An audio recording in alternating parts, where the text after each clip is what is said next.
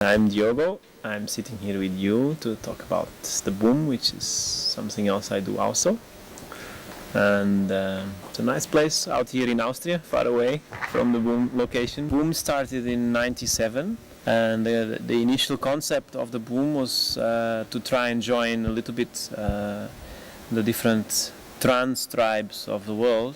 So at that time in Portugal we saw the chance to try and organize an event that would be calling most of these tribes. Most of the people were reading books and appreciating Alex Grey paintings and connected with different conspiracy or aliens or this or that. Everyone was in a different world, but people actually didn't talk too much about it.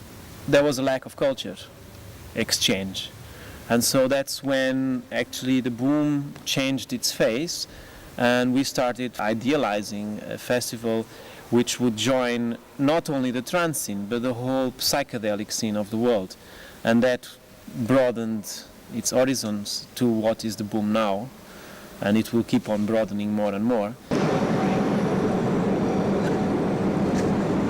Finally, in Boom 2000, we actually introduced for the first time the convention area.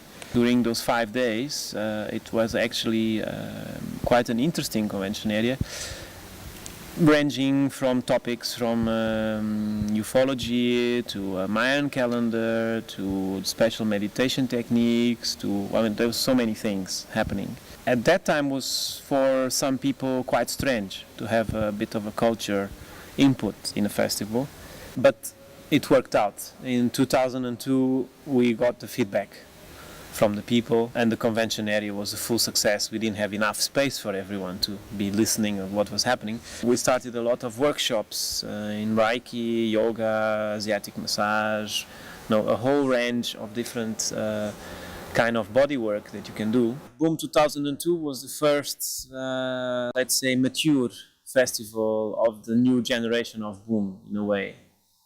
And finally now Boom 2004 was a bit of a culmination of what we've been preparing for 2 years, and it was quite amazing. I mean, suddenly the convention was not just a tent in a specific area hiding behind something. It was actually a whole area that englobed, we called it the liminal village, where you had the convention area, you had several tents with workshops happening.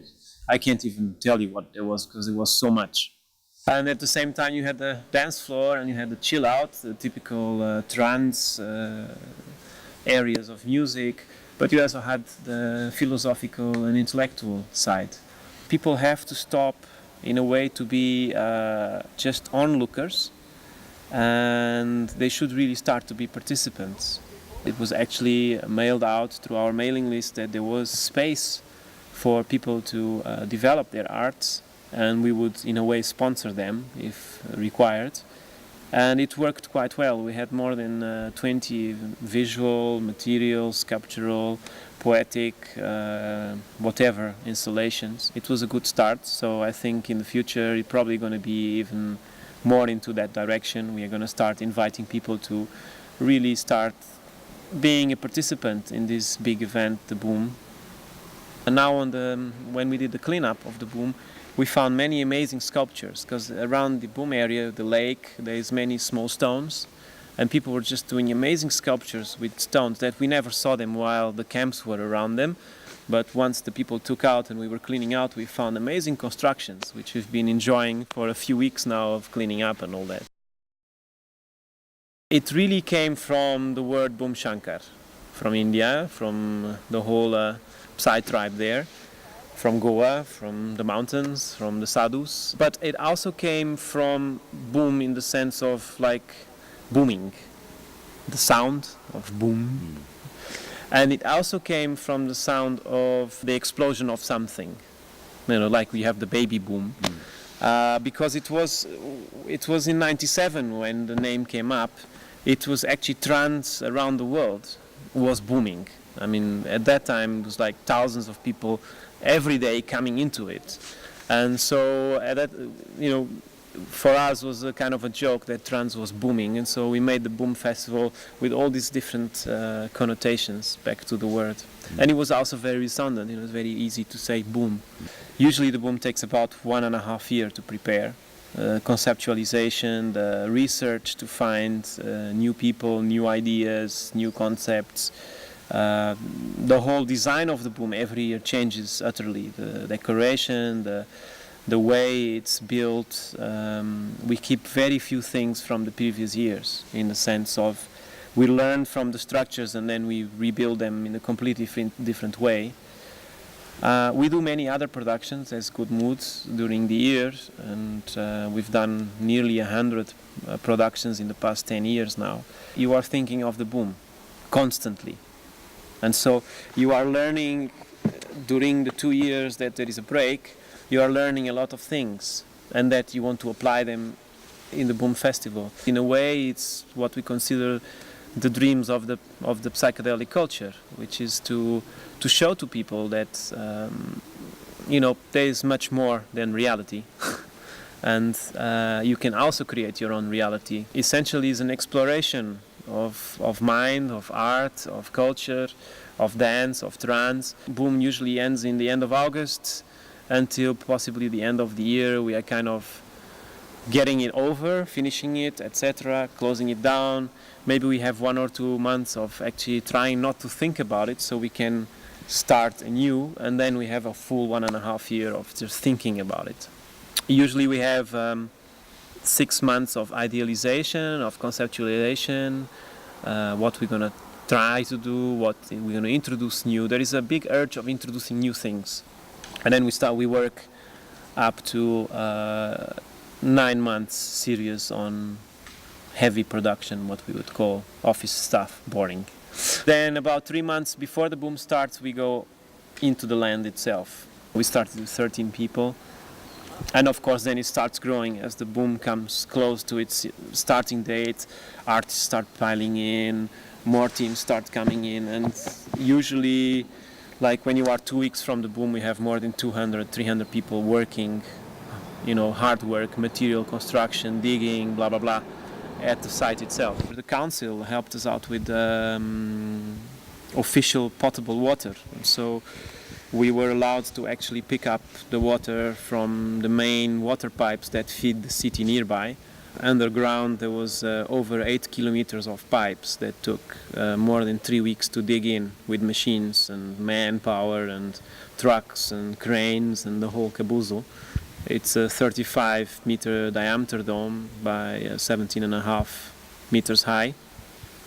It's an 8-frequency dome, which is a very rare dome. It's quite a complicated puzzle to put up. It's nearly 9 tons of metal to play around with. We had a kind of research on it because nothing like that has ever been done at that size. And so no one really could tell us how to build it. The airport of Lisbon is based on geodesic structures. It's fantastic. And when I told them we were building a dome, a geodesic dome, they kind of went, "Woo, that's very complicated. And how big is it?" I said, "Well, it's 35 meters diameter." And there just was silence on the phone line. When we came back to rebuild the dome, to push it up again, everyone was there. And this was quite a strong time because everyone had an opinion how to bring the thing up. And until it actually was up in the air, we were half, it's gonna break, and half, it's gonna work. And it did work. It did work, and from then on we took an extra 2 days and we built the whole dome. And when we finally put the last piece on, it was really an amazing feeling. The whole team was happy again, and we all decided that the boom was done, in the sense anything that can happen from now on will be easily surmounted. And it happened. It really happened. There was around, it's still difficult to determine, but we think around between 16 and 17,000 people at the festival. We are partying in nature. It's a privilege, and we have really to start understanding this privilege we have of being partying in nature and not inside 4 concrete walls. You cannot leave your garbage behind just because you are enjoying or just because you are paying, so the production has to clean. It's really What we are trying to create at the boom now is a conscious where you have to clean your act. For example, the cleaning up operation of the boom this year was simply huge. We had 70 workers that we were paying to clean the boom 24 hours a day, plus the council was helping us with another 30. So altogether there was just around 100 people non-stop cleaning the festival. And after the festival there was a cleanup operation for about 10 days. The lake is full of fish. It's unbelievable. We even, during production and construction, we even sometimes were fishing and we're having dinner from the beautiful fish we caught just in front of the dance floor.